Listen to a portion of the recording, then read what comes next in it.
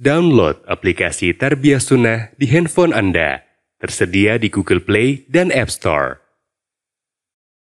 Bismillahirrahmanirrahim. Assalamualaikum warahmatullahi wabarakatuh.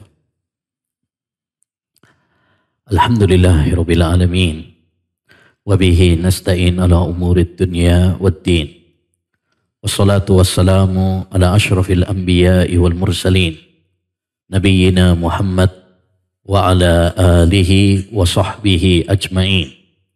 Wa man ihtada bihudah wattaba atharahu ila yaumiddin, amma ba'd. Rabbi israh li sadri wa yassir li amri wahlul 'uqdatam min lisani yafqahu qawli. Allahumma inna nas'aluka ilman nafi'a wa rizqan thayyiba wa amalan mutaqabbala. Allahumma anfa'na bima 'allamtana wa 'allimna ma yanfa'una wa zidna ilma. Ayyuhal ikhwah wal akhwat, kaum muslimin wal muslimat yang semoga senantiasa dirahmati dan diberkahi oleh Allah Subhanahu wa taala. Alhamdulillah, kita bersyukur kepada Rabbuna Jalla Jalaluh yang telah memberikan kepada kita kekuatan dan kemudahan untuk bisa melangkahkan kaki kita menuju salah satu rumah dari rumah-rumah Allah Subhanahu wa taala yang mulia, menuju salah satu taman dari taman-taman surga dunia, dalam rangka untuk ngaji ilmu agama, agar kita bisa beribadah kepada Allah Subhanahu wa taala dengan benar, agar kita menjadi hamba-hamba yang bertakwa kepada Allah Subhanahu wa taala, menjalankan perintah-perintahnya dan menjauhi larangan-larangannya. Nikmat yang besar yang diberikan oleh Allah Subhanahu wa taala kepada seorang hamba tatkala diberi kemudahan untuk ngaji ilmu agama, untuk duduk bersimpuh dalam majelis ilmu. Kenapa? Karena dengan ngaji ilmu agama ini adalah tanda bahwa Allah Subhanahu wa taala menghendaki kebaikan, kebahagiaan untuk seorang hamba di dunia dan di akhiratnya. Sebagaimana kata Nabi alaihi salatu wassalam, "May yuridillahu bihi khaira yufaqihu fiddin." Barang siapa yang dikehendaki oleh Allah kebaikan untuknya, maka tandanya adalah Allah fahamkan dia tentang agama.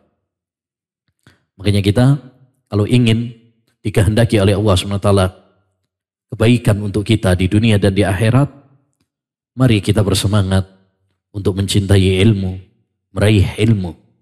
Kata Imam Syafi'i, "Man la yuhibbul ilma la khaira fih." Siapa yang tidak mencintai ilmu, maka tidak ada kebaikan untuknya. Ilmu yang dimaksud adalah ilmu agama, ilmu Al-Quran dan Sunnah, ilmu yang membuahkan rasa takut kepada Allah Subhanahu wa taala, ilmu yang berbarakah, ilmu yang bermanfaat, sehingga kita menjadi hamba yang bertakwa kepadanya. Al-ilmu khasyatullah. Ilmu itu adalah yang membuahkan rasa takut kepada Allah Subhanahu wa taala. Inilah ilmu yang bermanfaat. Inilah ilmu yang berbarakah, yang selalu diajarkan oleh Nabi sallallahu alaihi wasallam dalam doanya, Allahumma inni as'aluka ilman nafi'ah. Ya Allah, aku memohon kepadamu ilmu yang bermanfaat. Dan tanda ilmu yang bermanfaat setidaknya ada 3. Yang pertama adalah ilmu tersebut membuahkan rasa takut kepada Allah Subhanahu wa taala.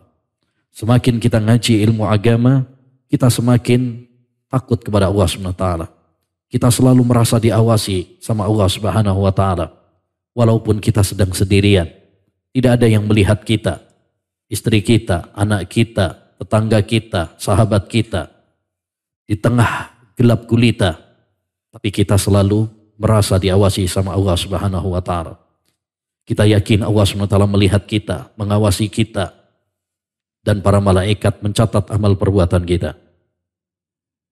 Walaupun mungkin pengetahuannya sedikit, hafalannya sedikit, tapi kalau dia takut kepada Allah Subhanahu wa taala, berarti dia meraih ilmu yang bermanfaat. Sebaliknya, walaupun dia banyak ilmunya, pengetahuannya, walaupun dia banyak hafalannya, walaupun tinggi gelarnya, Tapi kalau tidak membuahkan rasa takut kepada Allah Subhanahu wa taala, berarti ilmunya bukan ilmu yang bermanfaat, bukan ilmu yang berbarokah. Kafa bi khasyatillahi ilma. Cukuplah dengan takut kepada Allah sebagai ilmu. Yang kedua, tanda yang kedua ilmu yang bermanfaat adalah ilmu tersebut membuahkan amal. Kita amalkan ilmu itu. Ilmu bukan cuma sekedar teori. Ilmu bukan cuma sekedar wawasan pengetahuan. Ilmu bukan cuma sekedar banyaknya hafalan atau tingginya gelar. Tapi ilmu yang berbarokah, ilmu yang bermanfaat adalah ilmu yang membuahkan amal. Ilmu yang menjadikan kita bertakwa kepada Allah SWT. Melaksanakan perintah-perintahnya dan menjauhi larangan-larangannya. Dahulu Sufyan Ats-Tsauri mengatakan, innama yutlabul ilmu liyuttaqwa. Ilmu itu dicari agar kita bisa bertakwa kepada Allah SWT. Itulah tujuan kita ngaji ilmu agama. Supaya kita menjadi insan yang lebih baik. Kita bisa melaksanakan perintah-perintahnya dan menjauhi larangan-larangannya. Kalau ilmu tidak kita amalkan, tidak menjadikan kita semakin semangat dalam beribadah kepada Allah Subhanahu wa taala, semakin rusak akhlak kita, semakin kotor hati kita, semakin malas dalam beribadah, berarti ada yang tidak beres dalam ilmu kita. Ya, kullu ilmin la yazidul imana quwwatan wa thabatan fahuwa madhul. Kata Imam Ibnul Qayyim rahimahullah, setiap ilmu yang tidak membuahkan amal, maka itu adalah ilmu yang terkotori, ilmu yang ternodai, ilmu yang palsu. Yang ketiga, tanda ilmu yang bermanfaat, ayyul ihwa, ilmu tersebut mengingatkan kita kepada akhirat. Mengingatkan kita kepada kematian. Oleh karenanya Nabi alaihi salatu wassalam dalam riwayat Ibnu Majah pernah ditanya, ayyul mu'minina akyas. Wahai Rasulullah, siapa orang beriman yang paling cerdas? Orang paling pintar siapa wahai Rasul?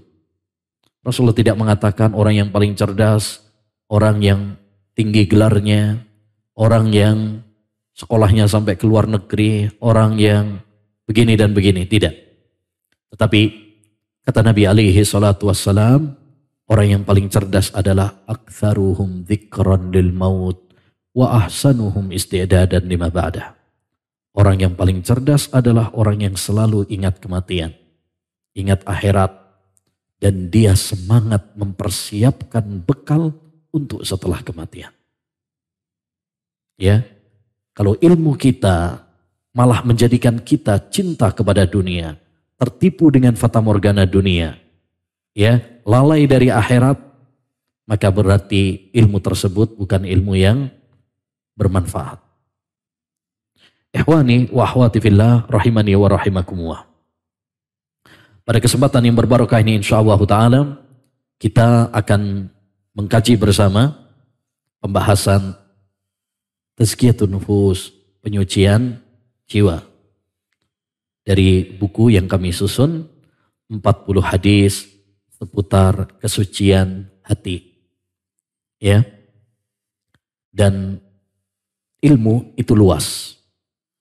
Tapi salah satu ilmu yang penting yang harus menjadi perhatian kita adalah ilmu tentang tazkiyatun nufus. Salman Al-Farisi pernah mengatakan, Salman Al-Farisi seorang sahabat. Beliau mengatakan al-ilmu katsir wal umru qasir. Ilmu itu banyak, bagaikan lautan yang tak bertepi. Semakin kita pelajari, semakin kita akan sadar bahwa kita ini masih sedikit ilmunya. Dan usia kita terbatas. Umur kita terbatas. Lalu kata beliau, "Fakhud minal ilmi ma tahtaju lil akhirah." Umurmu gak akan cukup untuk mempelajari semua ilmu.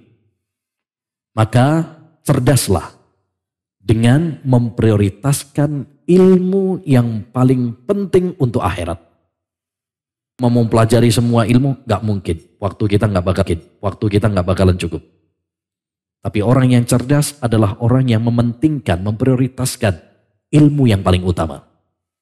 Dan ilmu yang paling utama dari ilmu-ilmu agama ini ada 3. Yang pertama adalah ilmu tentang tauhid.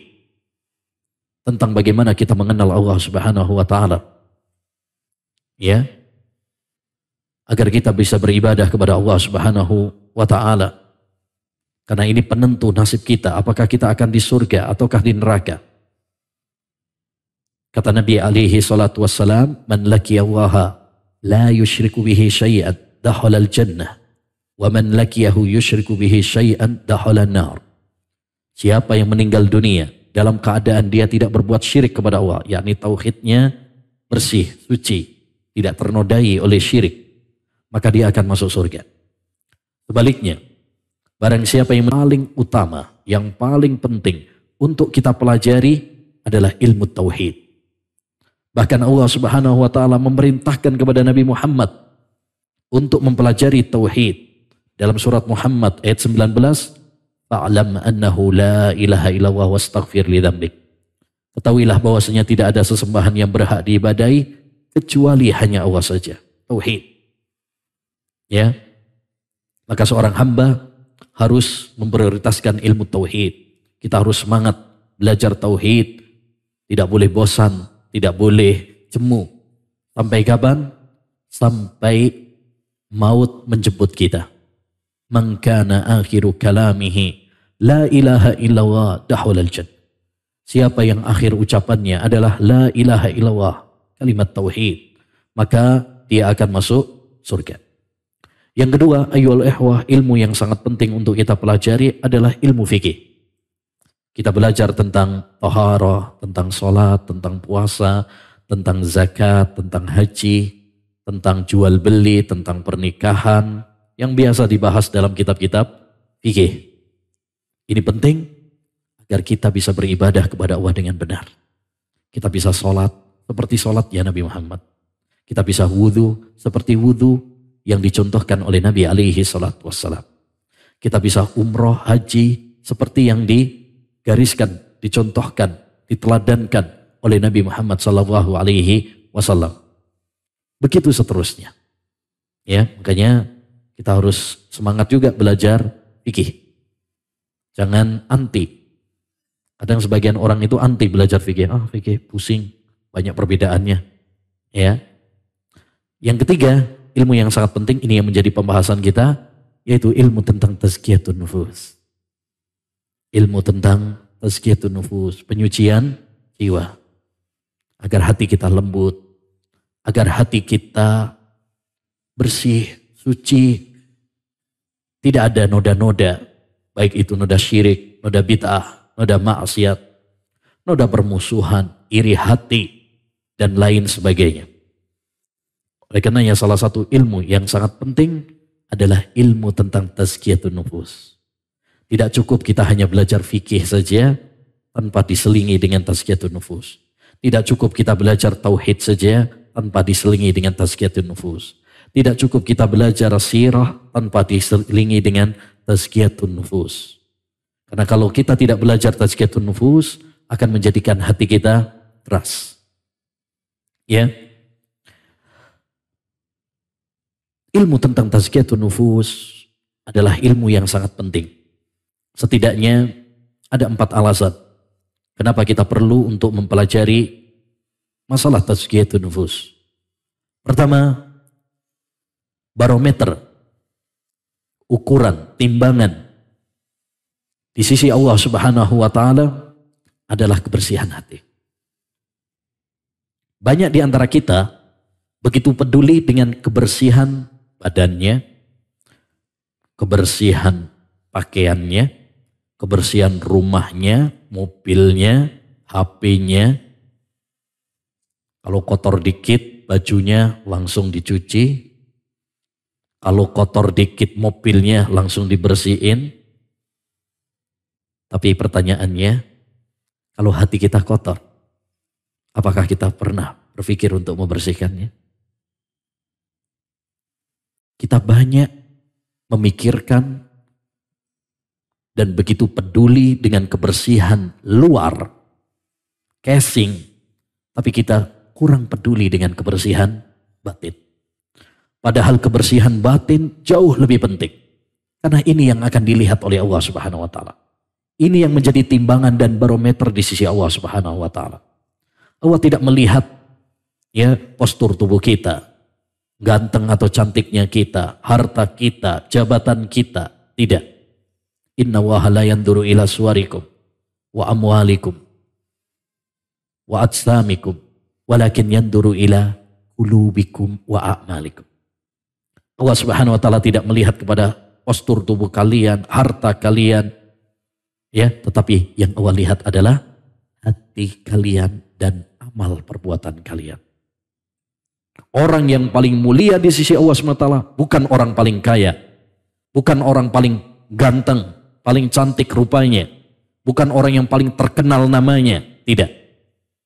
Tapi orang yang paling bertakwa kepadanya. Dalam surat Al-Hujurat ayat 13 Allah mengatakan apa? Inna akramakum indallahi atqakum. Sesungguhnya orang yang paling mulia di antara kalian di sisi Allah Subhanahu wa taala adalah orang yang paling bertakwa. Dan takwa itu tempatnya di hati. Makanya Nabi SAW pernah mengatakan tentang takwa, at-taqwa hahuna wa yushiru ila sadrihi salasa marrat. Takwa itu di sini. Dan beliau mengisyaratkan kepada dadanya 3 kali. Yang kedua, kenapa kita penting untuk mempelajari tazkiyatun nufus? Karena ini ayyuhal ihwa tazkiyatun nufus, kesucian hati, kesucian jiwa adalah salah satu tujuan utama Allah Subhanahu wa taala mengutus para nabi dan rasulnya kepada umat manusia. Allah SWT dalam surat Al-Jum'ah ayat 2. Huwallazi ba'asa fil ummiyina rasulan minhum yatslu alaihim ayatihi wa yuzakkihim wa yu'allimuhumul kitaba wal hikmah wa in kanu min qablu lafi dhalalin mubin. Dialah Allah Subhanahu wa taala yang mengutus pada ummiyin, ya, pada kaum yang buta huruf, seorang rasul untuk membacakan kepada mereka ayat-ayatnya, wa yuzakkihim, dan membersihkan hati mereka. Jadi salah satu tujuan utama kenapa Allah mengutus nabi, mengutus rasul adalah wa yuzakkihim, untuk tazkiyah, untuk membersihkan hati manusia dari kotoran-kotoran, kotoran syirik, kotoran bid'ah, kotoran maksiat. Dan ini yang dimaksud oleh Hasan Al-Basri rahimahullahu ta'ala tatkala beliau mengatakan dawi qalbak fa inna hajatallahi alal ibad salahu qulubihim. Obatilah hatimu, perbaikilah hatimu, karena sesungguhnya kebutuhan Allah kepada manusia adalah Allah ingin untuk memperbaiki hati mereka. Allah ingin untuk memperbaiki hati kita semuanya. Memiliki hati-hati yang bersih, memiliki hati yang bening. Tidak ada kotoran, tidak ada ya noda di dalam hati kita. Ya. Jadi alasan yang kedua kenapa kita penting mempelajari tazkiyatun nufus, karena ini adalah tujuan pokok ajaran para nabi dan rasul. Dan sebagai faedah ayyuhal ihwah, bahwa intisari dakwah para rasul itu terangkum dalam 4 hal. Yang pertama adalah tauhid. Semua para nabi, semua para rasul mengajak umat untuk mentauhidkan Allah Subhanahu wa taala. Beribadah hanya kepada Allah saja. Walaqad ba'asna fi kulli ummatin rasula an i'budullaha wajtanibut taghut. Kami telah mengutus setiap umat seorang rasul untuk mengajak beribadalah kalian kepada Allah saja dan tinggalkanlah taghut. Yang kedua adalah taat kepada rasul. Semua para nabi, semua para rasul mengingatkan kepada umatnya agar taat kepadanya. Ya, karena rasul adalah ya utusan yang Allah SWT pilih kepada mereka. Tidak ada kebahagiaan bagi mereka kecuali dengan mengikuti Nabi dan Rasul yang Allah utus untuk mereka. Yang ketiga adalah takwa. Semua para Nabi dan Rasul mengajak umat untuk bertakwa kepada Allah Subhanahu wa Ta'ala, melaksanakan perintah-perintahnya dan menjauhi larangan-larangannya. Dan yang keempat, intisari dakwah Rasul adalah apa? Istighfar. Istighfar. Mengajak umat untuk meminta ampun kepada Allah SWT. Karena kita banyak berdosa. Karena kita banyak melanggar aturan-aturan Allah Subhanahu wa Ta'ala. Kalau kita perhatikan dari 4 intisari dakwah Rasul ini, tauhid, taat kepada Rasul, takwa, istighfar, semua itu pada hakikatnya adalah tazkiyatun nufus. Penyucian jiwa, membersihkan hati kita dari kotoran-kotoran. Nah, yang ketiga, kenapa kita penting untuk mempelajari tazkiyatun nufus? Karena kebersihan hati ayyuhal ikhwah adalah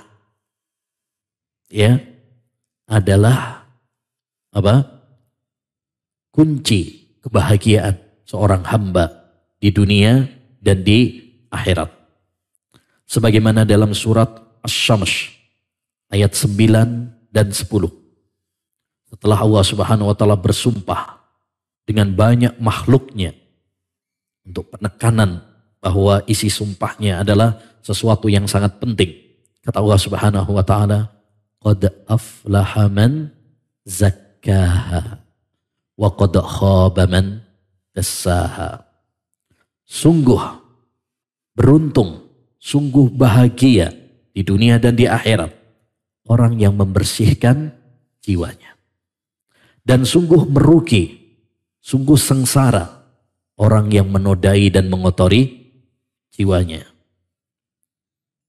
Maka kalau kita pengen bahagia, pengen tentram, pengen tenang, hendaknya bagi kita untuk membersihkan hati kita.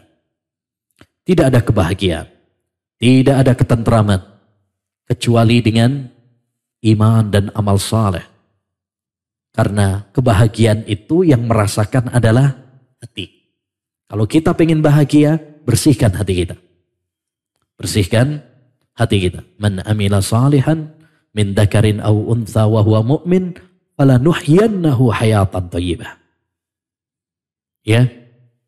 Barang siapa yang beramal saleh, baik laki-laki maupun perempuan, dan dia beriman, kami akan memberikan kehidupan yang bahagia. Kunci kebahagiaan adalah dengan iman dan dengan amal saleh. Adapun orang yang hatinya kotor, dengan syirik, dengan bid'ah, dengan maksiat, maka hidupnya tidak tenang. Hidupnya tidak tentram. Walaupun dia menampakkan kebahagiaan. Itu adalah kebahagiaan yang palsu. Ya, dahulu para ulama mengatakan, ahlul ma'asi fi syiqaq wa in adharus sa'adah. Para pendosa itu, mereka hidupnya gak tentram, gak bahagia. Walaupun mereka menampakkan kebahagiaan. Banyak orang menampakkan kebahagiaan, tapi ternyata matinya bunuh diri. Tersandung korupsi, tersandung narkoba, ya, hancur rumah tangganya. Kelihatannya bahagia. Oleh karenanya, kalau kita ingin kebahagiaan, ketentraman, bersihkan hati kita. Ya, dan ini perlunya bagi kita untuk membahas tazkiyatun nufus. Yang keempat, ayyuhal ikhwah, kenapa kita penting membahas tazkiyatun nufus? Karena banyak problem-problem yang terjadi. Baik itu perseteruan, permusuhan di antara masyarakat, di antara sahabat. Kalau kita telusuri, faktor utamanya adalah kotoran di dalam hati. Kotoran di dalam hati. Tidaklah dua seorang sahabat yang tadinya begitu akrab, kemudian mereka berpisah kecuali karena ada yang salah di hati mereka. Ma tawadasnani fillah illa summa iftaraqa illa lidzanbin yuhdisu ahaduma. Tidaklah dua orang yang bersahabat karena Allah SWT, kemudian mereka bermusuhan, berpisah, kecuali karena dosa yang dilakukan oleh salah satunya. Nah, ikhwani wa akhwati fillah rahimani wa rahimakumullah, guna memperbaiki hati kita, maka sangat penting bagi kita untuk mempelajari tazkiyatun nufus. Dan pada kajian kita kali ini insyaallah ta'ala, setiap Kamis, ya, pertama dan keempat, dan kelima kalau ada kelima, insyaallah ta'ala kita akan mengkaji buku yang ada di hadapan kita, yaitu buku 40 hadis seputar kesucian hati. Kenapa 40? Karena ini kebiasaan para ulama. Kebiasaan para ulama, mereka mengumpulkan 40 hadis seperti Arba'in Nawawi dan yang lainnya, ya, sesuai dengan isi bidang yang ingin disampaikan. Jadi ini kenapa 40 hadis? Karena mengikuti jejak para ulama. Juga 40 itu adalah jumlah yang tidak terlalu banyak dan juga tidak terlalu sedikit. Karena kadang kita hidup di satu zaman, kalau kitab yang dipelajari terlalu tebal, itu sudah mundur duluan. Ya. Sekarang semangat kita tidak seperti semangat para ulama terdahulu. Dahulu para ulama, Masya Allah, mereka ada yang belajar Sahih Bukhari itu 3 hari, khatam. Ya, ada yang belajar Sahih Muslim 2 hari khatam. Ya, tapi sekarang kita cari buku-buku yang singkat, padat. Yang paling penting adalah bagaimana buku tersebut bermanfaat, diambil dari Quran, diambil dari hadis, dan yang lebih penting daripada itu, kita bisa mengamalkannya. Sedikit, tetapi kita amalkan lebih berbarokah daripada banyak, tapi kita tidak mengamalkannya. Baik, insyaallah ta'ala kita akan membahas buku ini yang berisi hadis-hadis Nabi Shallallahu Alaihi Wasallam. Kemudian kita akan jelaskan dan mengambil beberapa faedah yang terkandung di dalamnya. Hadis yang pertama adalah menata niat. An Amiril Mu'minin Abi Hafsin Umar bin Al-Khattab radhiyallahu anhu qala. Dari Amirul Mu'minin Abu Hafs, ini kunyahnya, Umar bin Khattab radhiyallahu anhu. Umar bin Khattab seorang sahabat Nabi yang mulia. Beliau adalah salah satu khalifah. Beliau juga salah satu dari 10 sahabat yang diberi kabar gembira dengan surga. Beliau juga yang sering membersamai Nabi Shallallahu Alaihi Wasallam.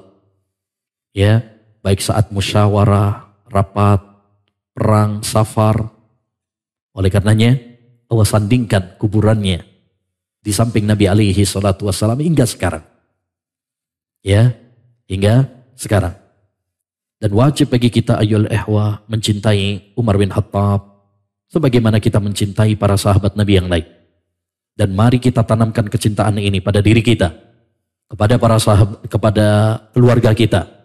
Jangan sampai ada di antara kita membenci para sahabat Nabi alaihi wassalatu wassalam. Dahulu Imam Malik mengatakan, kana salafu yu'allimuna auladahum hubba Abi Bakrin wa Umar kama yu'allimunahum suratan minal Quran. Adalah para salaf, mereka mengajarkan kepada anak-anak mereka cinta kepada Abu Bakar dan Umar sebagaimana mereka mengajarkan kepada anak-anak mereka surat Al-Quran. Mereka ajarkan kepada anak-anak kita, ya, tanamkan kepada mereka untuk cinta kepada Abu Bakar, kepada Umar. Jangan sampai terpengaruh paham-paham yang sesat dan menyesatkan seperti paham Syiah Rafidah yang membenci para sahabat, melaknat para sahabat, mengkafirkan para sahabat. Na'udzubillah min dzalik. Radhiyallahu an. Ini adab kita kepada para sahabat. Setiap kali disebut para sahabat, hendaknya kita mendoakan mereka. Sebagaimana Allah berfirman dalam Al-Quran surat Al-Hasyr. Setelah Allah menyebut para muhajirin dan ansar. وَالَّذِينَ جَاءُوا مِنْ بَعْدِهِمْ يَقُولُونَ رَبَّنَا اغْفِرْ لَنَا وَلِإِخْوَانِنَا الَّذِينَ سَبَقُونَ بِالْإِيمَانِ وَلَا تَجْعَلْ فِي قُلُوبِنَا غِلًّا لِلَّذِينَ آمَنُوا. Dan orang-orang yang datang setelah mereka, setelah muhajirin dan ansar, mereka mengatakan, ya Allah, ampunilah kami dan orang-orang yang mendahului kami dalam keimanan. Dan jangan kau jadikan di dalam hati kami kebencian kepada orang-orang yang beriman. Apalagi kepada para sahabat Nabi. Di mana mereka adalah generasi orang-orang beriman yang terdepan. Semoga Allah meridhoinya. Qala, beliau mengatakan, Sami'tu Rasulullah sallallahu alaihi wasallam yaqul. Aku mendengar Rasulullah sallallahu alaihi wasallam bersabda. Dan setiap kali disebut nama Nabi alaihi salatu wassalam, hendaknya bagi kita bersolawat kepada beliau. Dan inilah ma'asyiral muslimin wal muslimat, faedah kita mempelajari, membaca, dan mendengar hadis-hadis Nabi. Kalau kita mengkaji hadis-hadis Nabi, manfaatnya banyak. Salah satu manfaatnya adalah kita akan sering bersolawat kepada beliau. Nabi SAW bersabda, Inna min ahabbikum ilayya wa aqrabikum minni majlisan yaumal qiyamah aksarukum salatan alayya. Orang yang paling saya cintai di antara kalian dan orang yang paling dekat tempat duduknya besok di surga dengan saya adalah orang yang paling banyak bersolawat kepada saya. Ya, kata Al-Khatibul Baghdadi dalam kitabnya Syarafu Ashabil Hadis, keutamaan ahlul hadis. Kata beliau, hadis ini menunjukkan apa? Keutamaan orang-orang yang mempelajari hadis. Karena merekalah orang yang paling sering bersolawat kepada Nabi alaihi wassalatu wassalam. Kita kalau belajar hadis, kayak seperti ini, saya mendengar Rasulullah sallallahu alaihi wasallam. Nanti kalau diterjemahin, sallallahu alaihi wasallam lagi. Ya, dan ini ayyuhal ihwah, salah satu tanda cinta kita kepada Nabi. Dahulu, dikatakan oleh para ulama, man ahabbak aksara min dzikrik. Siapa yang mencintaimu, maka dia akan sering menyebut namamu. Kalau kita betul-betul cinta kepada Nabi sallallahu alaihi wasallam, hendaknya bagi kita untuk senantiasa dan sering bersolawat kepada beliau. Ya. Beliau mengatakan innamal a'malu binniyat wa innama likulli imri'in ma nawa. Sesungguhnya setiap amalan tergantung kepada niatnya. Dan setiap orang tergantung apa yang dia niatkan. Ini teorinya, kaidahnya. Lalu beliau memberikan contoh. Karena Nabi itu pintar dalam mendidik, dalam mengajar. Jadi tidak hanya memberikan teori, tidak hanya memberikan kaidah. Setelah beliau memberikan kaidah dan teori, beliau memberikan contoh. Karena dengan contoh, teori akan lebih jelas. Faman kanat hijratuhu ila Allahi wa rasulihi fa hijratuhu ila Allahi wa rasulih.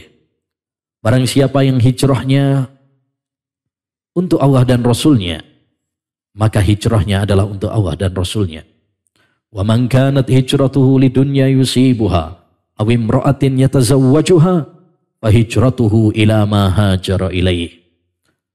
Sebaliknya barang siapa yang hijrahnya karena dunia yang ingin dia raih atau karena wanita yang ingin dia nikahi, maka hijrahnya adalah untuk apa yang dia niatkan. Hadis ini dibawakan oleh penulis di awal bukunya. Kenapa? Satu, karena ini kebiasaan para ulama. Para ulama rahimahumullah ta'ala dalam kitab-kitab hadis rata-rata memulai buku-buku mereka dengan hadis innamal a'malu binniyat. Termasuk yaitu kitab yang paling sahih setelah Al-Quran. Apa kitab paling sahih setelah Al-Quran?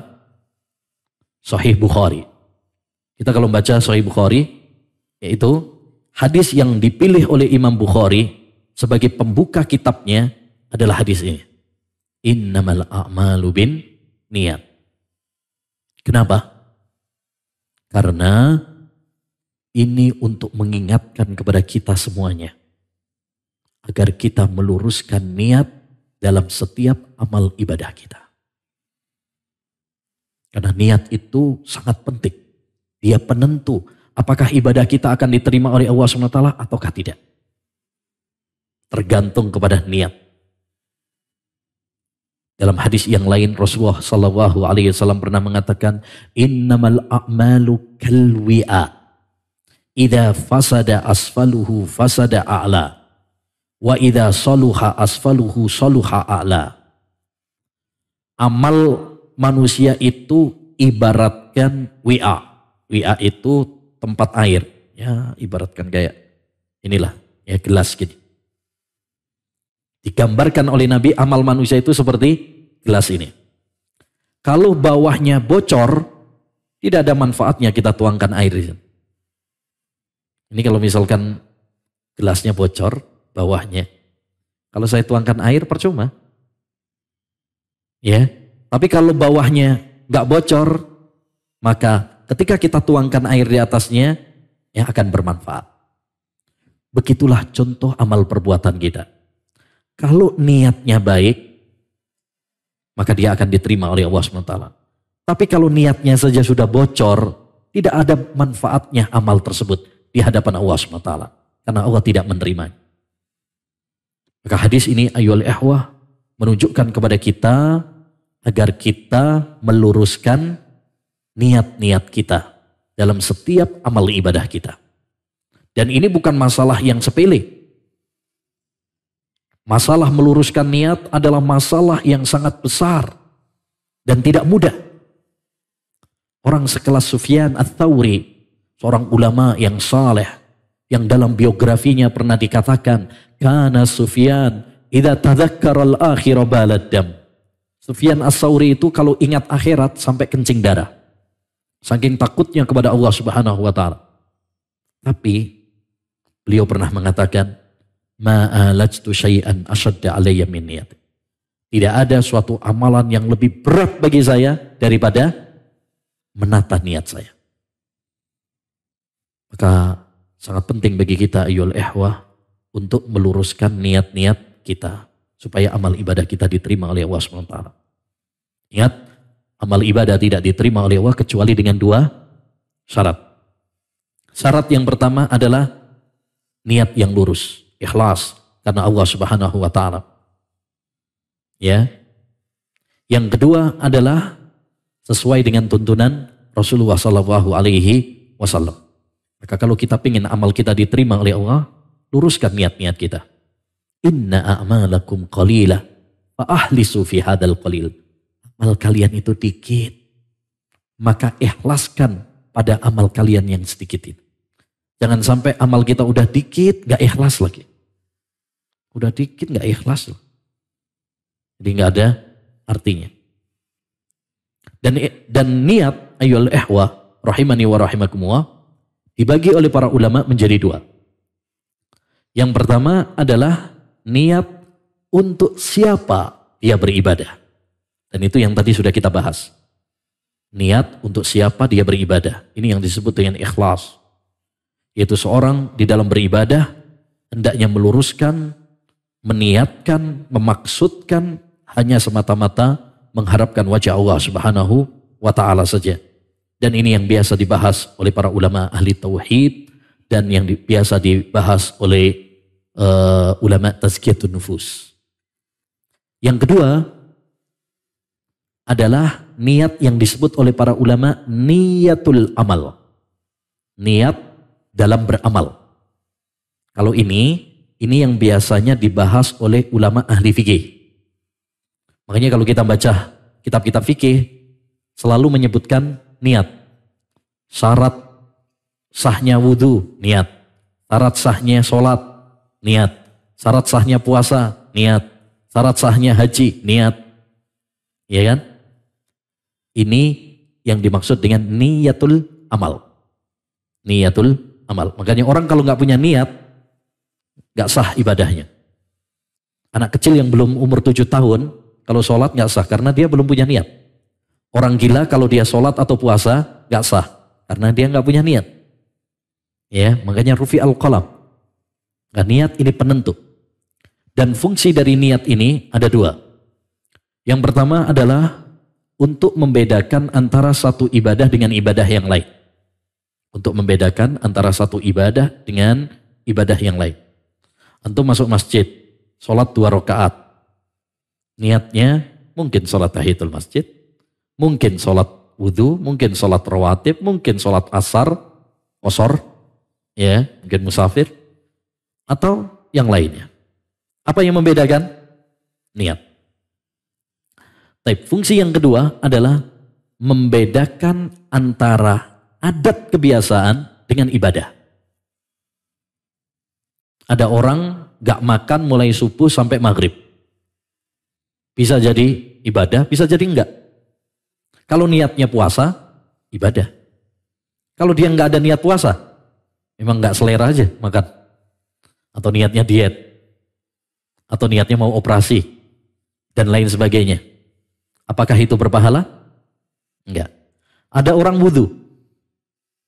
Ada orang wudhu. Bisa jadi beribadah, berpahala, bisa jadi tidak. Kalau dia niatnya wudhu, ibadah, mau sholat, berpahala.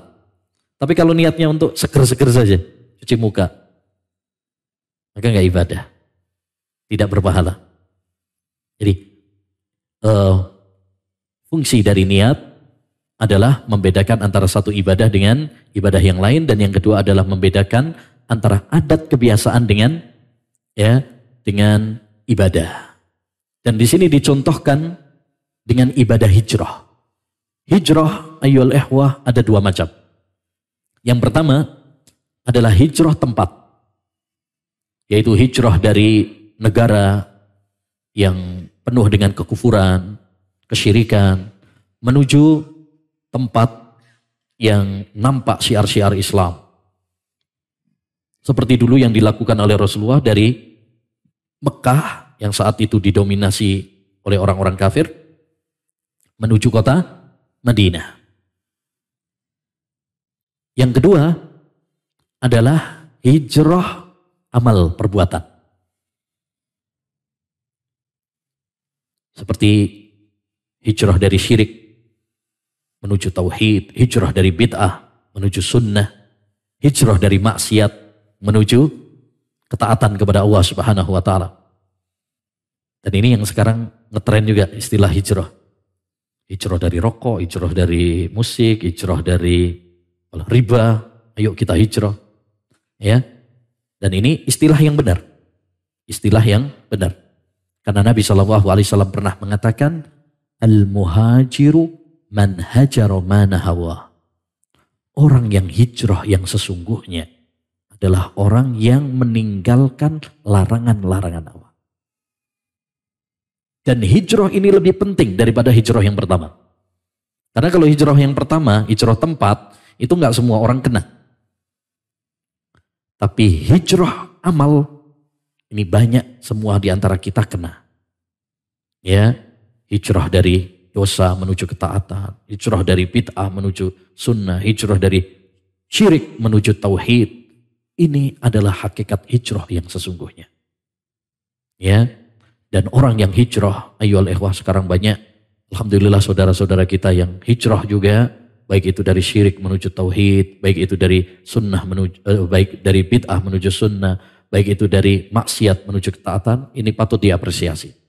Tetapi betapa banyak orang yang hijrah kemudian kembali lagi, berguguran di tengah jalan. Oleh karenanya kalau kita hijrah, hendaknya kita berupaya untuk istiqamah. Bagaimana caranya? Satu, luruskan niat. Luruskan niat. Kita hijrah untuk siapa? Apakah untuk Allah? Ataukah untuk dunia? Hanya ganti casing saja. Yang kedua, karena Imam Malik pernah mengatakan, maka nalillahi baqit. Segala sesuatu kalau niatnya untuk Allah SWT, maka akan langgeng, awet. Wa maka nali ghairillahi zail. Tapi kalau niatnya bukan karena Allah, nanti akan gampang retak. Yang kedua, hendaknya bagi kita kalau hijrah sibuk untuk mengaji ilmu agama. Jangan sibuk dengan yang lain-lainnya dulu. Ya, cari popularitas, cari panggung. Hendaknya bagi kita sibuk untuk ngaji ilmu agama. Ya, kalau kita memang serius di dalam apa? Hijrah. Supaya kita tahu mana yang benar dan mana yang salah, mana halal, mana haram, mana tauhid, mana syirik. Sibukkan diri dengan belajar ilmu agama, terutama pondasi-pondasinya. Masalah akidah, masalah manhaj, masalah fikih. Ya, baik. Yang ketiga, cari lingkungan yang baik, teman yang baik, guru yang baik. Betapa banyak orang yang hijrah, salah teman, ya balik lagi. Betapa banyak orang yang hijrah, salah guru, malah semakin parah. Dia pindah dari dosa, maksiat, berpindah kepada kebid'ahan. Dan kebid'ahan lebih parah daripada kemaksiatan. Sufyan Ats-Tsauri mengatakan al-bid'atu ahabbu ila iblis minal ma'siyah. Bid'ah itu lebih dicintai oleh iblis daripada maksiat. Kenapa? Karena orang yang melakukan maksiat rata-rata mengakui kalau dia pendosa. Tapi orang kalau terjerumus dalam bid'ah merasa bahwa dia ahli ibadah, calon-calon penduduk surga. Ya. Nah, sehingga susah untuk bertobat kepada Allah Subhanahu wa taala. Makanya kalau hijrah, ya cari teman yang baik. Cari majelis taklim yang baik. Cari guru yang baik. Yang benar-benar bisa membimbing kita menuju ilmu yang bermanfaat. Dan yang paling penting setelah hijrah adalah hendaknya bagi kita untuk banyak berdoa kepada Allah Subhanahu wa taala. Karena hati manusia di antara jari jemari Allah Subhanahu wa taala. Allah yang membolak-balik hati kita. Qulubul ibadi baina usbu'in min asabi'ir rahman yuqallibuha kaifa sya'. Hati manusia itu di antara jari jemari Allah. Allah yang membolak-balik sesuai kehendaknya. Maka perbanyak doa wahai hamba Allah. Doa yang diajarkan oleh Nabi alaihi salatu wassalam. Allahumma ya muqallibal qulub tsabbit qalbi ala dinik. Wahai Zat yang membolak-balik hati hamba, tetapkanlah hati hamba dalam ketaatan kepada. Baik, kita pindah pada hadis yang kedua. An Abi Abdullah An-Nu'man ibn Bashir radhiyallahu anhuma, dari Abu Abdullah Nu'man bin Bashir, semoga Allah Subhanahu wa taala meridhai keduanya. Kita katakan radhiyallahu anhuma, semoga Allah meridhai keduanya. Kenapa? Karena Nu'man itu seorang sahabat dan Bashir bapaknya juga sahabat. Dan itu banyak para sahabat, bapaknya juga sahabat. Contoh yang lain, Jabir bin Abdullah. Jabir sahabat, bapaknya juga sahabat. Abdullah bin Umar. Ya, Abdullah sahabat, Umar bin Khattab sahabat. Abdullah bin Abbas itu juga sahabat, bapaknya juga sahabat. Maka kita mengatakan apa? Semoga Allah meridhoi keduanya.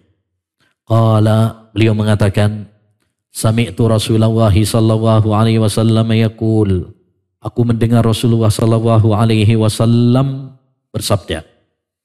Ya. Sekali lagi kita ingatkan, setiap kali disebut nama Nabi, hendaknya bagi kita untuk bersalawat. Jangan pelit-pelit. Al-bahilu man dzukirtu indahu walam yusalli alayya. Orang yang pelit adalah orang yang disebut namaku lalu dia tidak bersalawat kepadaku. Pelit kenapa? Ini amalan mudah. Apa repotnya kita bersalawat kepada Nabi? Hanya 2 detik tapi amalannya, pahalanya sangat besar. Bukankah Nabi bersabda, man shalla alayya wahidan sallallahu alaihi asyra. Siapa yang bersolawat kepada saya sekali, Allah bersolawat kepadanya 10 kali. Ya, maka jangan pelit-pelit untuk bersolawat. Termasuk pelit meringkas solawat. Solam, SAW. Nah, ini termasuk apa? Pelit. Yaqul innal halala bayyinun, sesungguhnya perkara yang halal itu jelas. Wa innal harama bayyinun, dan sesuatu yang haram itu jelas.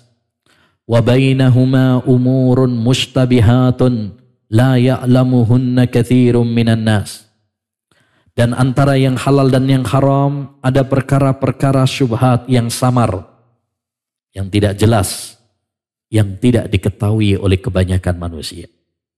Jadi maksudnya Nabi SAW membagi perkara itu menjadi 3. Pertama, ada sesuatu yang jelas-jelas halal. Contoh roti, halal apa tidak? Halal. Ada yang mengharamkan? Nggak ada. Itu semua orang sepakat. Halal, jelas, nggak ada perbedaan. Nasi, halal, jelas? Jelas, nggak ada yang mengharamkan. Kalau ada yang mengharamkan, dikebuki sama orang Indonesia nanti. Semuanya makan nasi. Nah, yang kedua, ada sesuatu itu jelas-jelas haram. Babi haram, jelas? Jelas, sepakat. Kalau ada yang bilang halal, ini bukan muslim. Ya, bukan muslim. Zina haram, jelas. Khamr haram, jelas. Tidak ada perselisihan. Orang yang gak sekolah atau gak makan bangku sekolah, tahu bahwa itu semuanya adalah haram. Dan memang bangku sekolah gak dimakannya. Tapi intinya ada sesuatu itu jelas-jelas apa? Haram. Tapi yang ketiga, ada sesuatu itu samar-samar. Dikatakan halal gak jelas, dikatakan haram juga gak jelas. Itu istilahnya syubhat. Perkara-perkara yang syubhat, samar. Antara halal dan haram.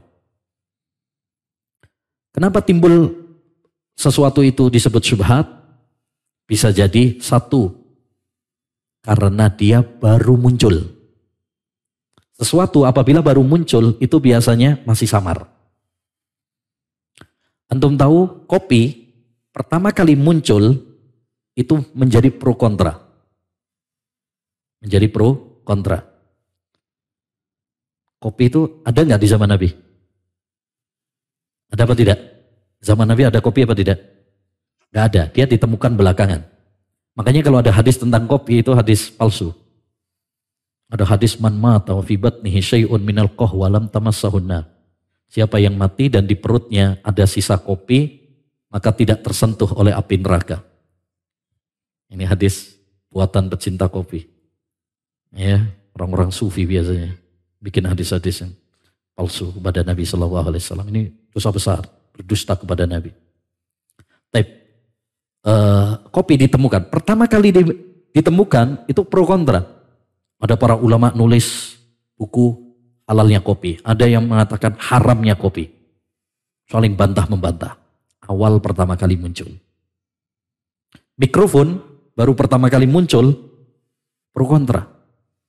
Ada yang bilang boleh karena hukum asal masalah dunia boleh. Ada yang bilang haram karena itu penemuan orang-orang kafir. Ya. Radio pertama kali muncul, begitu juga pro kontra. Ada yang bilang haram karena itu sihir. Ya, masa bisa ngomong gitu kan. Rokok pertama kali muncul, ada yang menghalalkan. Membolehkan. Ya. Di antaranya Asy-Syaukani rahimahullahu taala. Pertama kali muncul, ada yang mengharamkan, ada yang menghalalkan.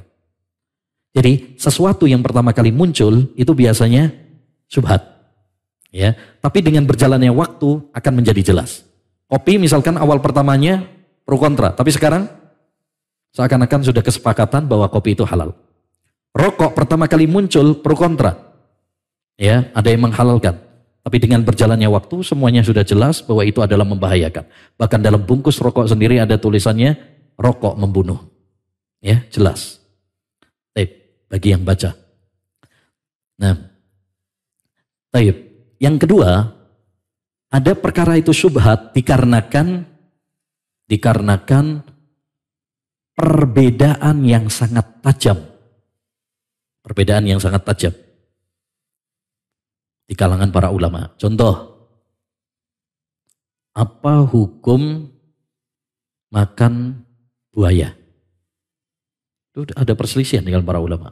Ada yang mengatakan boleh karena itu binatang laut. Ada yang mengatakan enggak boleh karena itu buas. Ada perselisihan. Dan masing-masing memiliki hujah dan argumen yang kuat. Sehingga ini masuk dalam kategori apa? Syubhat bagi sebagian orang. Taib. Ketika kita mendapati sesuatu itu syubhat, apa yang disarankan oleh Nabi? Amanittaqash syubhat faqad istabra'a li dinihi wa irdih. Siapa yang menjaga dirinya, menghindari dari perkara-perkara syubhat, berarti dia telah menjaga agama dan kehormatannya. Ini menunjukkan apa? Kalau kita mendapati perkara syubhat, ambil langkah kehati-hatian. Lebih baik jauhi, hindari. Ini yang disebut dengan wara', kehati-hatian.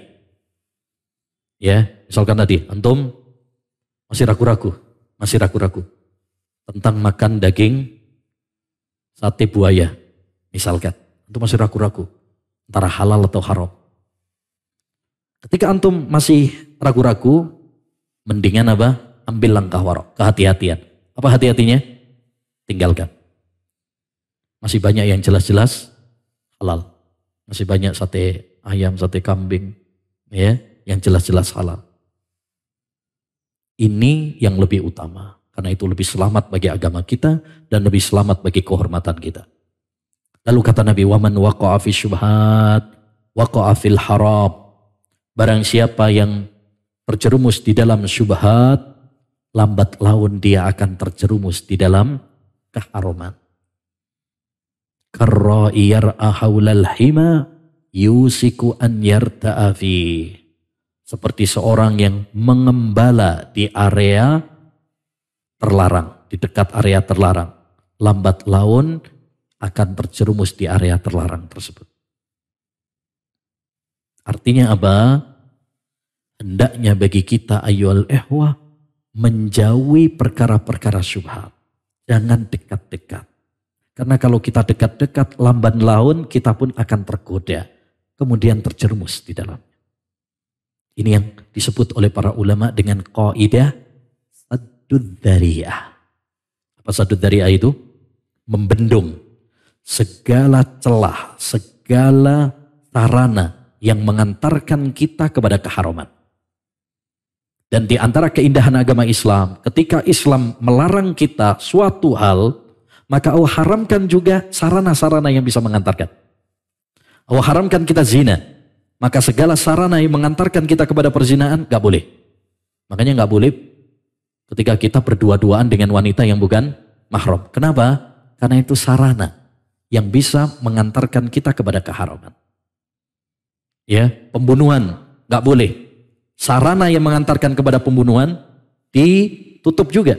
Makanya nggak boleh saling dengki, bermusuhan, menodongkan senjata walaupun cuma bercanda. Karena itu sarana. Inna Allaha idza harrama syai'an harrama wasailah. Wah, itu kalau mengharamkan sesuatu, maka Allah haramkan juga sarana yang mengantarkan kepadanya. Sebab kalau kita dekat-dekat dengan yang haram, lambat laun akan tergoda. Karena hati itu lemah. Makanya perhatikan ketika Allah SWT melarang kita dari zina. Allah tidak mengatakan jangan berzina. Apa lafadznya? Wala taqrabuz zina. Jangan mendekati. Jangan dekat-dekat. Hendaknya bagi kita untuk menjauh dari fitnah-fitnah. Baik fitnah syubhat maupun fitnah syahwat. Makanya Nabi mengatakan tentang fitnah Dajjal, man sami'a bid-Dajjal falyan'an. Siapa yang mendengar tentang Dajjal hendaknya menjauh darinya. Karena kalau dekat-dekat nanti tergoda, nanti tertipu dengan syubhat. Karena seperti kata Imam Adz-Dzahabi, al-qulubu dha'ifah wasyubahu khattafah. Hati itu lemah, sedangkan syubhat kencang menerpa. Maka jangan pernah coba-coba mendekati perkara-perkara yang haram. Baik. Kemudian, ala wa inna likulli malikin hima, ala wa inna hima wa hima harimu. Ketahuilah bahwa setiap raja memiliki area larangan dan setiap area larangan, sedangkan area larangan Allah adalah keharaman-keharamannya. Kemudian yang menjadi pembahasan adalah poin terakhir. Ala wa inna fil jasadi mudghatan idza salahat salahal jasadu kulluh wa idza fasadat fasadal jasadu kulluh ala wahiyal qalb. Ketahuilah bahwasanya di dalam jasad manusia itu ada segumpal darah. Jika itu baik, maka yang lainnya akan baik. Jika dia rusak, yang lainnya pun akan rusak. Apa itu? Hati. Maka hadis ini menunjukkan kepada kita apa? Agar kita perhatian dengan masalah hati. Jangan sampai kita lebih perhatian sama casing kita, badan kita, ya, baju kita, rumah kita, mobil kita, HP kita, tapi kita nggak peduli dengan hati kita. Banyak orang begitu peduli sama penampilannya, ya, makanya dia, apalagi kalau muka itu, diapain aja, ya kan? Kemana-mana bawa sisir, cermin, ya, kesenggol angin dikit langsung nyisir, ya. Banyak orang begitu peduli sama penampilannya, tapi jarang yang peduli dengan hatinya. Padahal ini jauh lebih penting. Kata sahabat Abu Hurairah, hati itu ibaratkan raja. Sedangkan anggota tubuh yang lainnya bagaikan prajuritnya. Kalau raja baik, dia akan memerintahkan prajuritnya untuk kebaikan. Dialah yang menyuruh mata untuk melihat yang baik. Dia akan memerintahkan telinga mendengar yang baik. Dia akan memerintahkan kaki melangkah ke tempat-tempat yang baik. Dia akan memerintahkan lisan berbicara yang baik. Sebaliknya, kalau hatinya rusak, maka dia akan memerintahkan kepada prajuritnya untuk dosa. Menyuruh mata, menyuruh telinga, menyuruh kaki, menyuruh lisan untuk berbuat dosa kepada Allah Subhanahu wa Ta'ala. Maka hendaknya bagi kita ayyuhal ikhwah, ya, untuk berusaha memperbaiki apa? Hati kita. Ya, lebih perhatian untuk memperbaiki hati kita, kebersihan hati kita. Nah, selanjutnya ayyuhal ikhwah rahimani wa rahimakumullah, hadis yang ketiga. An Abdullah bin Amrin qal, dari Abdullah bin Amr. Beliau mengatakan, qila li Rasulillah sallallahu alaihi wasallam, pernah ditanyakan kepada Rasulullah sallallahu alaihi wasallam, ayyun nasi afdal, wahai Rasulullah, manusia bagaimanakah yang paling mulia itu? Tentu kita pengen menjadi manusia yang paling baik, yang paling terdepan, yang paling mulia. Tapi siapa manusia yang paling mulia itu, wahai Rasulullah? Qala kullu mahmumil qalbi sadukul lisan, yaitu semua orang yang hatinya bersih dan ucapannya, lisannya jujur. Qalu sadukul lisani na'rifuhu fama mahmumul qalb. Para sahabat mengatakan, kalau orang yang jujur lisannya kami tahu wahai Rasulullah. Tapi apa arti ya orang yang mahmumul qalb, yang bersih hatinya?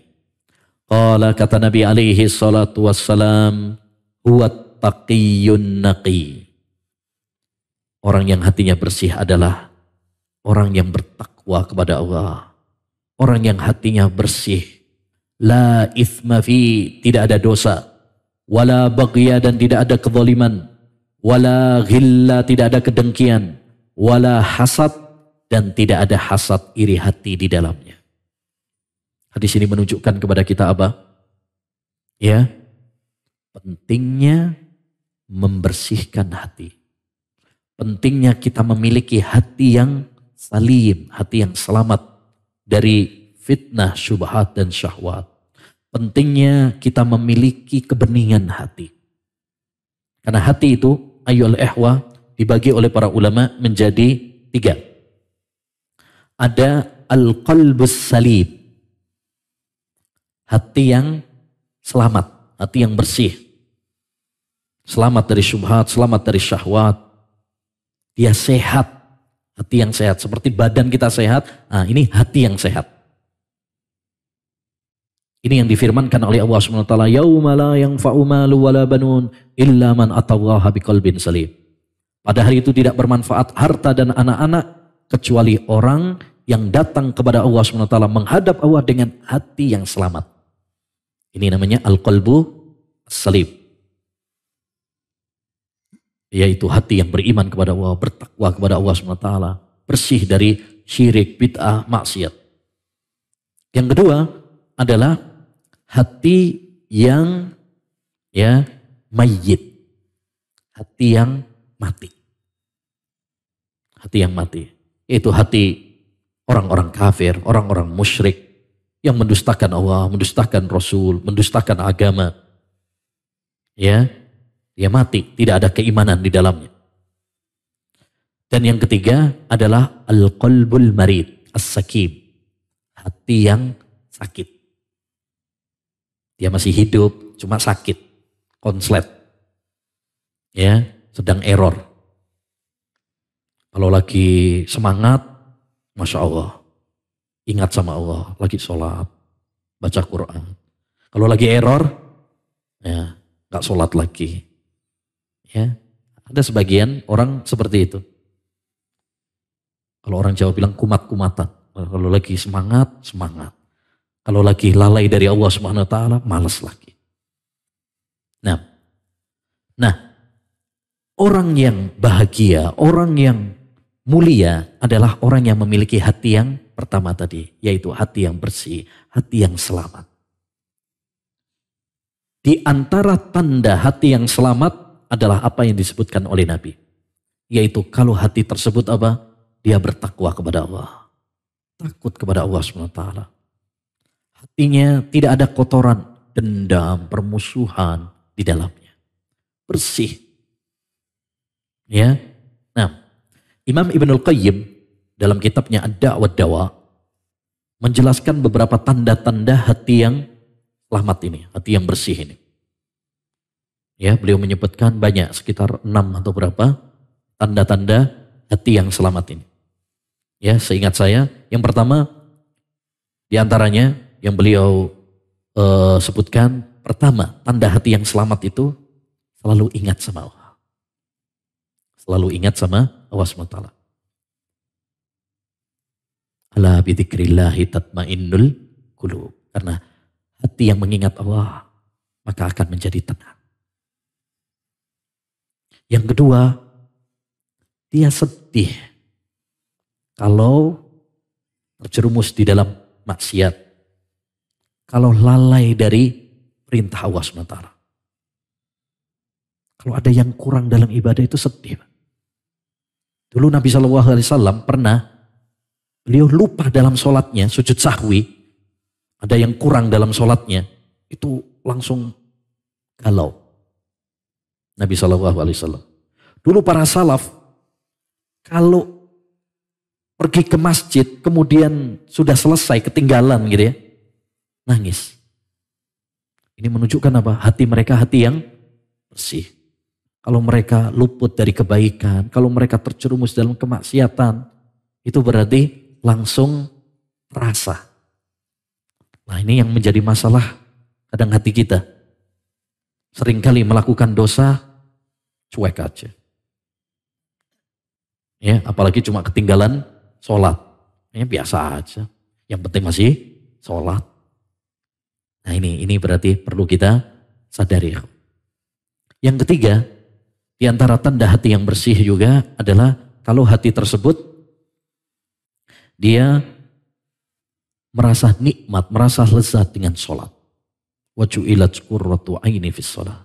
Dijadikan ketentraman hatiku itu di dalam sholat. Penyejuk hatiku di dalam sholat. Karena sholat adalah penenang hati seorang mukmin.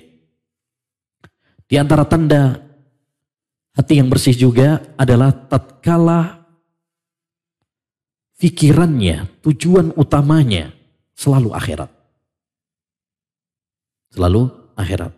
Yang dia pikirkan adalah selalu akhirat. Visi misinya adalah selalu akhirat. Yang dia selalu ingat-ingat itu adalah akhirat. Bukan dunia yang hina dan fana. Di antara tanda hati yang bersih juga adalah ya meninggalkan hal-hal yang tidak ada manfaatnya. Dia sangat bakhil, pelit, ya. Dia sangat menghargai waktunya. Dia tidak ingin waktunya terbuang sia-sia. Ini beberapa tanda ya hati yang bersih. Nah, kemudian hadis yang keempat, mencarger iman. An Abi Hurairah radhiyallahu an, dari sahabat Abu Hurairah. Abu Hurairah nama aslinya Abdurrahman bin Sahr. Abdurrahman bin Sahr. Dan beliau adalah salah seorang sahabat yang paling banyak meriwayatkan hadis. Sebagai faedah, ayyul ihwa, ada 7 sahabat yang paling banyak meriwayatkan hadis. Ini perlu dicatat nih. 7 sahabat yang banyak meriwayatkan hadis. Supaya kita kenal sahabat-sahabat Nabi. Itu yang diistilahkan oleh para ulama al-muksiruna fil hadis. Para sahabat yang paling banyak meriwayatkan hadis. Juara 1 Abu Hurairah. Ada sekitar 5.237 kalau nggak salah. Ya, itu hadis-hadis yang diriwayatkan oleh Abu Hurairah. Kemudian setelah itu ada Abdullah bin Umar bin Khattab. Kemudian Abdullah bin Abbas. Kemudian Ummul Mukminin Aisyah radhiyallahu anha. Kemudian sahabat Anas bin Malik. Kemudian sahabat Jabir bin Abdullah. Kemudian sahabat Anas bin Malik. Ini 7 sahabat yang paling banyak meriwayatkan hadis. Nah, yang paling banyak meriwayatkan hadis nomor 1 adalah Abu Hurairah. Oleh karenanya, ini perlu diingat-ingat. Kalau ada orang-orang yang macam-macam sama Abu Hurairah, mencela Abu Hurairah, menghina Abu Hurairah, melecehkan Abu Hurairah, curigai keislamannya. Dia adalah orang-orang munafik yang bertopeng dengan Islam. Sejatinya dia adalah munafik yang menikam Islam dari dalam. Musuh dalam selimut. Kenapa? Karena orang kalau sudah mencela Abu Hurairah, tadi, beliau itu sahabat yang paling banyak meriwayatkan hadis. Kalau beliau sudah dicela, berarti 5.000 hadis lebih tertolak. Ya, dari sini dapat kita ketahui kenapa orang-orang Syiah begitu benci sama Abu Hurairah. Kenapa mereka benci setengah mati kepada Ummul Mukminin Ibunda Aisyah radhiyallahu anha. Karena yang mereka incar bukan pribadi Abu Hurairah dan Aisyah saja. Yang mereka incar adalah hadis-hadis Rasulullah sallallahu alaihi wasallam. Sebab kalau Abu Hurairah sudah dihina, Aisyah sudah dihina, berarti ribuan hadis tertolak dan termentahkan. Ya, oleh karenanya kita harus waspada dari pemikiran-pemikiran Syiah Rafidah. Ya, karena pemikiran ini merusak akidah, merusak akhlak, merusak agama, merusak negara. Nah, dari sahabat Abu Hurairah radhiyallahu an bahwasanya Rasulullah SAW bersabda, "Innal imana la yahlaku fi jawfi ahadikum kama yahlaku thawbu." Sesungguhnya iman dalam hati seorang di antara kalian bisa luntur, bisa usang, sebagaimana lunturnya pakaian. Fas'alullaha an yujaddidal imana fi qulubikum. Maka berdoalah kepada Allah, mintalah kepada Allah, merengeklah kepada Allah SWT agar Allah memperbaharui iman dan hati kalian. Hadis ini menunjukkan kepada kita ayyuhal ikhwah, pentingnya bagi kita untuk apa? Selalu mengupdate, memperbaiki, mencarger, meningkatkan iman kita. Jangan sampai kita lebih peduli sama HP kita. Coba kalau kita punya HP, HP-nya mau mati, apa yang kita lakukan? Charger. Kita nggak pingin HP kita mati. Nah, permasalahannya, kalau hati kita mau mati, sudah melemah iman kita, adakah upaya kita untuk meningkatkannya? Ya, iman menurut pandangan ahlu sunnah wal jamaah bisa bertambah dan bisa berkurang. Al-imanu yazidu wa yanqus. Iman itu bisa bertambah dan bisa berkurang. Bertambah kapan? Kalau kita melakukan ketaatan. Berkurang kapan? Kalau kita melakukan kemaksiatan kepada Allah Subhanahu wa taala. Ya. Nah, iman seperti yang dikatakan oleh Nabi SAW dalam hadis ini pun demikian. Dia bisa luntur seperti baju kita bisa luntur. Kadang iman seorang itu apa? Luntur. Maksudnya turun. Dan itu bisa kita rasakan. Kita kalau lagi misalkan semangat ibadah, antum lagi misalkan bulan Ramadan, lagi semangat-semangatnya ibadah, atau lagi umroh, itu lagi semangat-semangatnya ibadah, antum akan merasakan kenikmatan, ketenangan. Itu berarti imannya lagi naik.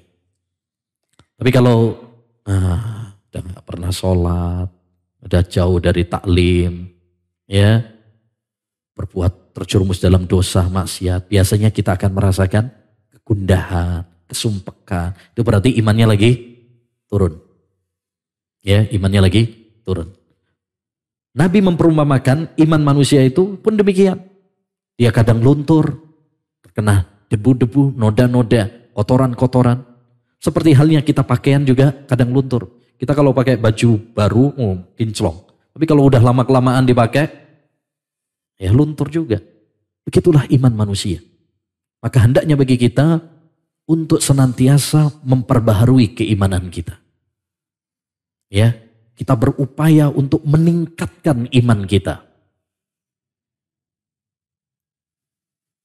Syekh Abdul Razak bin Abdul Muhsin Al-Abbad, salah satu pengajar di Masjid Nabawi, beliau punya buku bagus, judulnya Asbabu Ziyadatil Iman wa Nuqsani.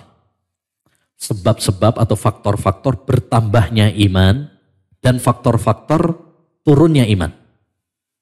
Sudah diterjemahkan. Itu bagus dibaca bagi kita supaya kita berupaya untuk apa? Meningkatkan keimanan kita.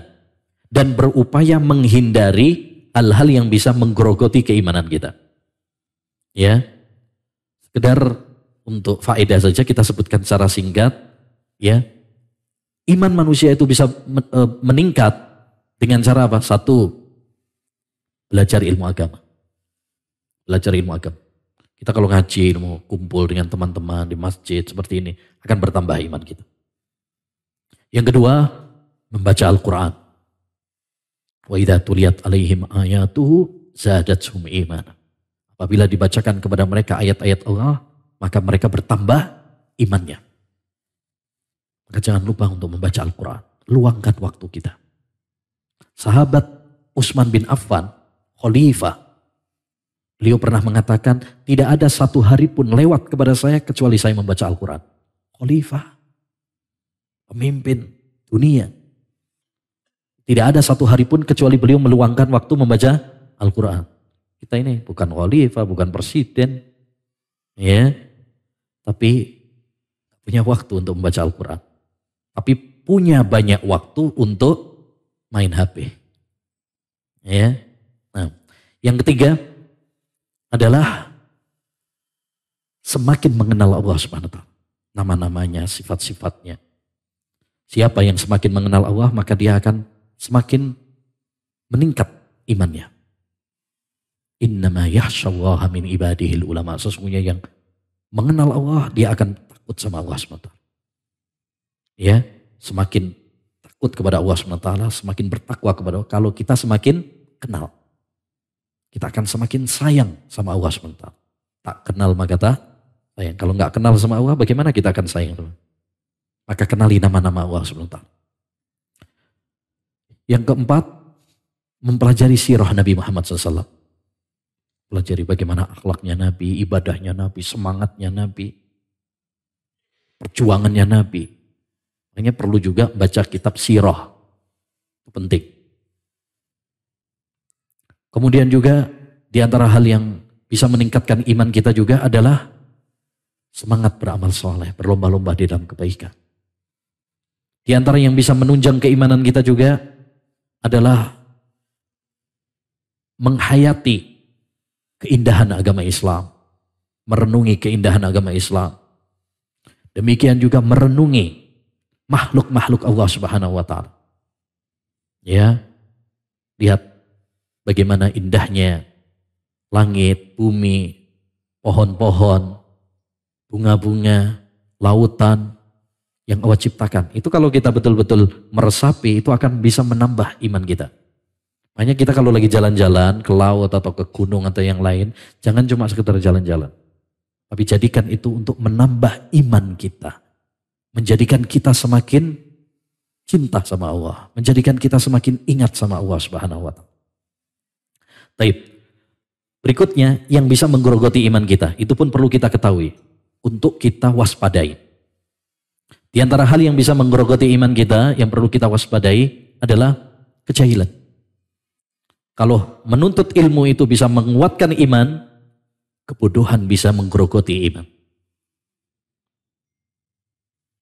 Yang kedua, ghaflah, lalai. Kita lalai dari kematian, lalai dari akhirat.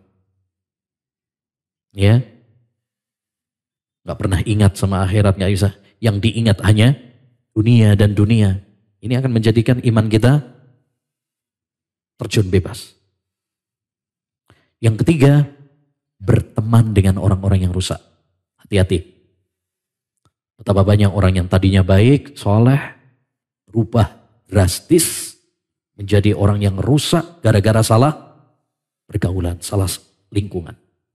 Makanya Nabi SAW sudah menekankan kepada kita, almar'u ala dini khalili, falyandur ahadukum man yukhalil. Orang itu berdasarkan agama temannya. Maka hendaknya dia melihat dengan siapa dia berteman. Ya. Alhamdulillah dapat 4 hadis. Insyaallah ta'ala nanti kita lanjutkan pada pertemuan berikutnya.